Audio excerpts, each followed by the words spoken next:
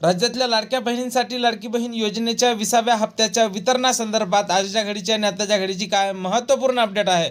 उदाहरणार्थ फेब्रुवारीचा हप्ता हा कधी येणार, त्यासोबत या महिन्यात हप्ता येणार की नाही हा सुद्धा नवीन प्रश्न निर्माण झालेला आहे। कारण काही माहिती अशी येत आहे की फेब्रुवारी आणि मार्चचा हप्ता हा एकत्रितपणे एप्रिल महिन्याच्या 5 तारखेपर्यंत येईल। तर खरंच तुम्हाला हप्त्याचं वितरण कधीपासून सुरुवात होईल या संदर्भातली माहिती समोरच्या 30 सेकंदात आपण पाहणार आहोत।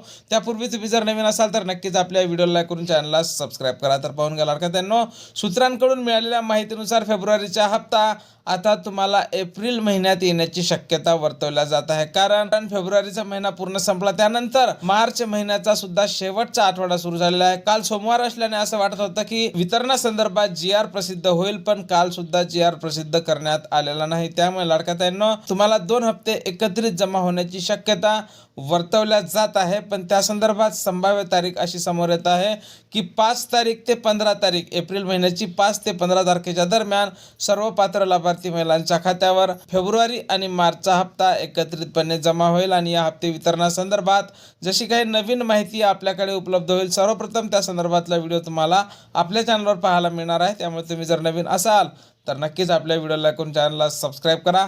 जय महाराष्ट्र।